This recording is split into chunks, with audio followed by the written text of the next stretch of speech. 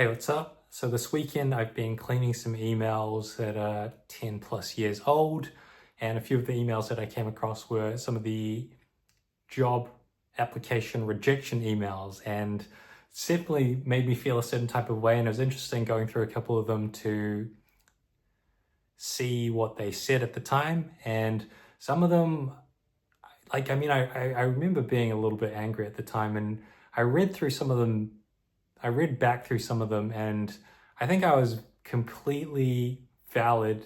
My feelings were valid in being angry because some of these people were responding to the job application, and it was a rejection email, which is fine, but the way that their tone in the email was so unnecessary, where it was kind of like a bit rude. And being rejected for a job, anyone who's been in that position, who knows what it's like, it's a very tough position to be in.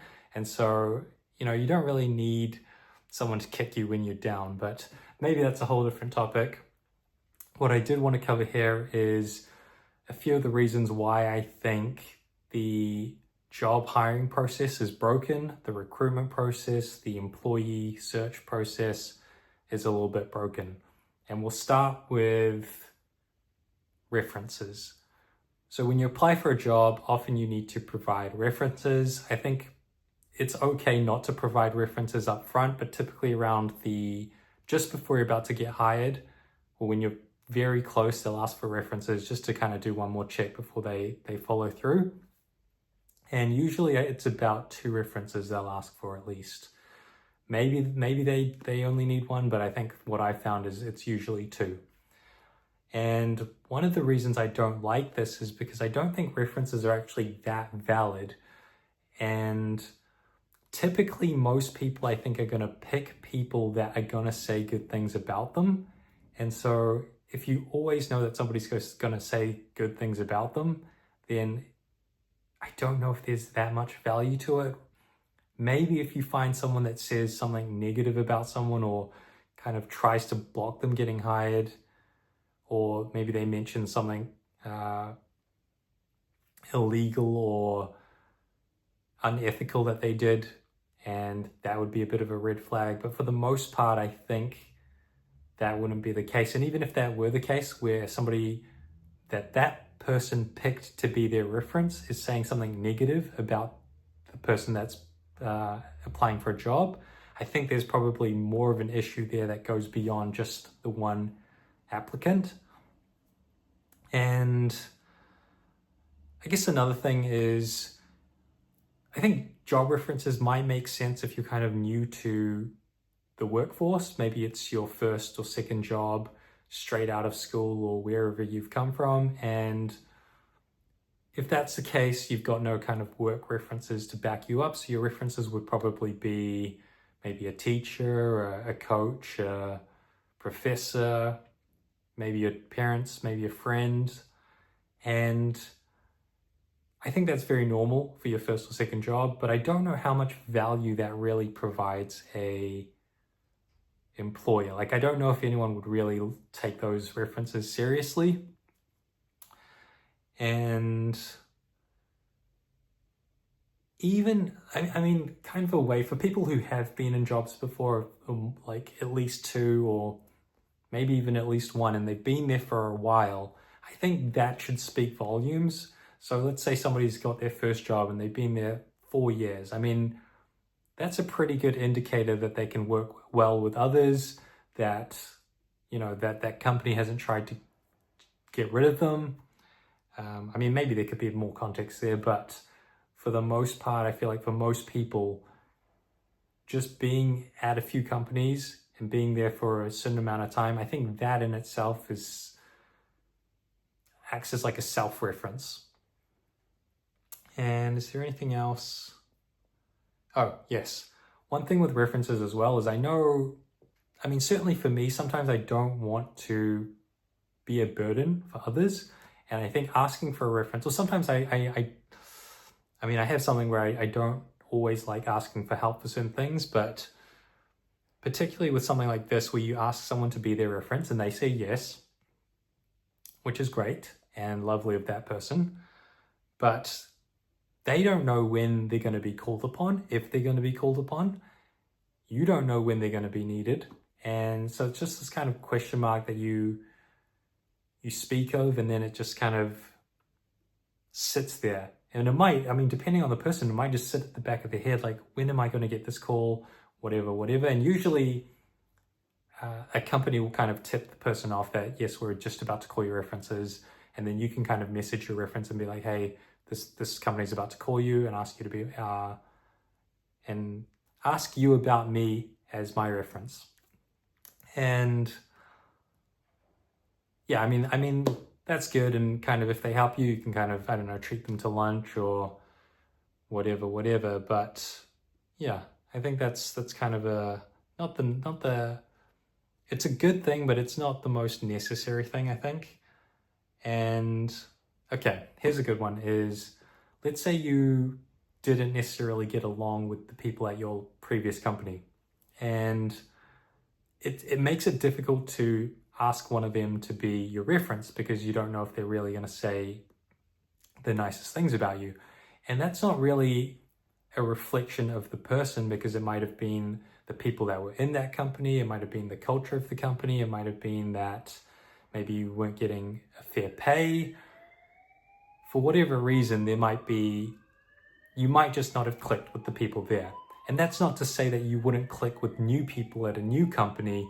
And so I think it's a bit unfair to reference something from the past with the future. I mean, it can be helpful, but it could be like me saying I could run a marathon in 3 hours when I was 21, which isn't true, but let's say that was true. But now I'm a lot older and maybe I'm much slower. That quick time that I could do back then has no significance, no relevance to what I can do now.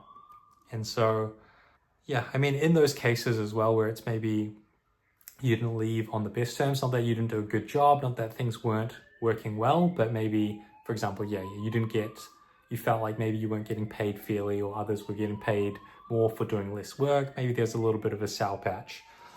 And maybe you kind of want to reclaim some of your power, and having to ask that company or somebody at that company to kind of be your reference might feel like you're kind of losing that power just one more time, which you might not want to give them. And I think that's very valid for somebody who wants to kind of build themselves back up from maybe a bit of suppression or whatever was going on at that company.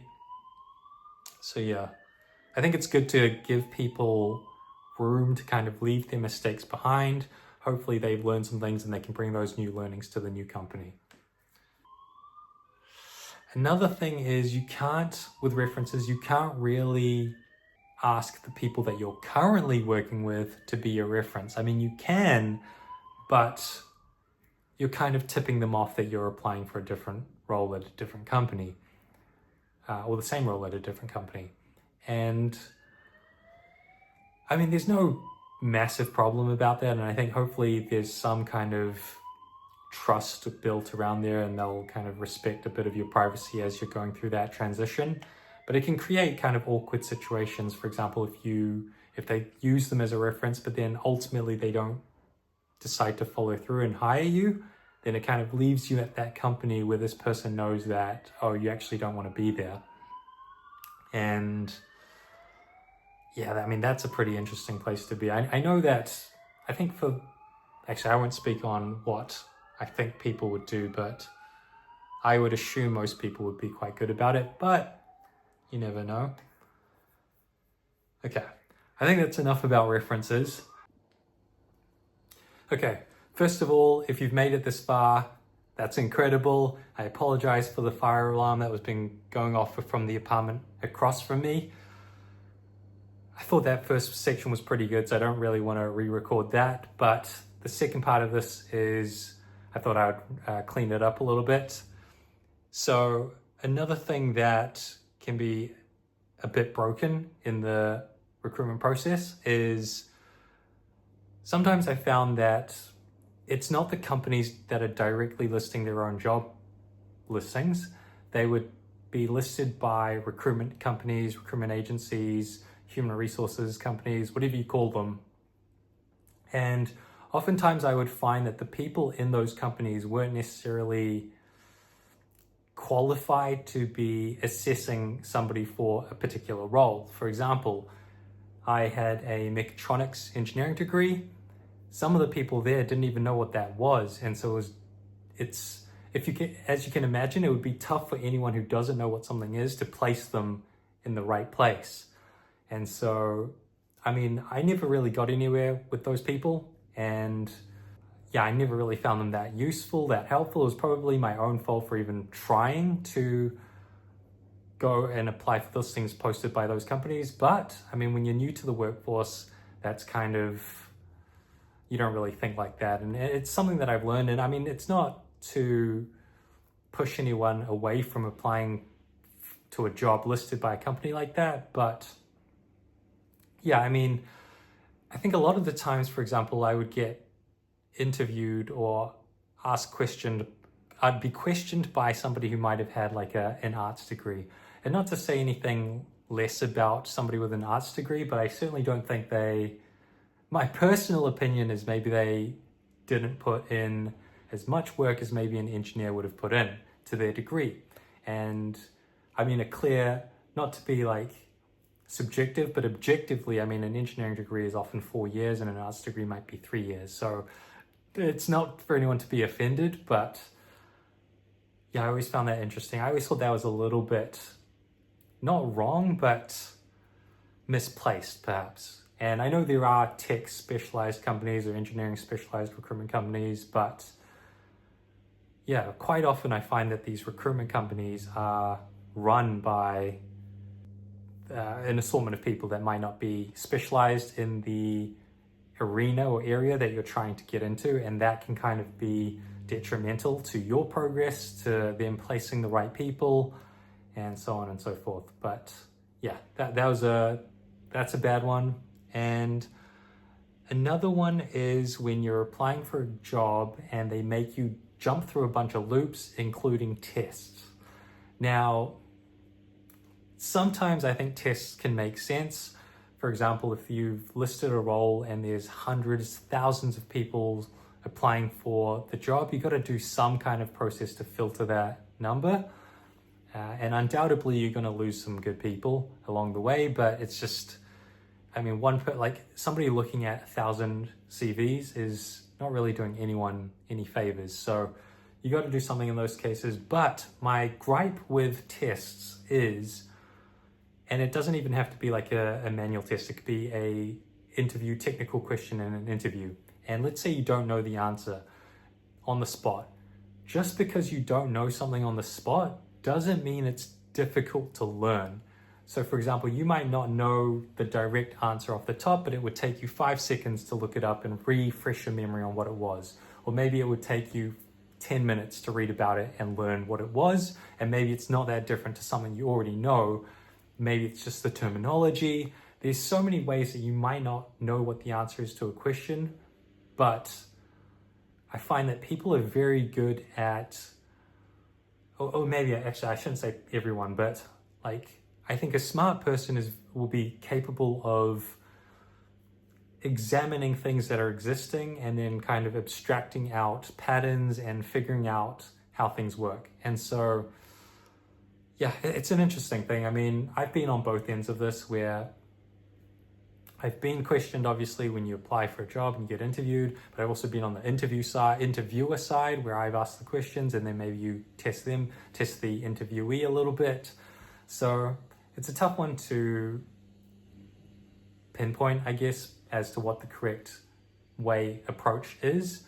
But I do think people should be given a little bit of slack if they seem fairly confident in various areas, but maybe they don't know a few answers here and there. Because, yeah, I mean, you could have an off day and maybe you're not able to answer the question on the day, or you're just having a blank. Sometimes I can't think of words on the spot. Maybe I don't know the answer on the day. And so, yeah, I think people get graded harshly in the moment. So it'd be good if there's a way to kind of, I don't know, simmer that down. But to each their own. I think that one's a little bit more tricky of a process.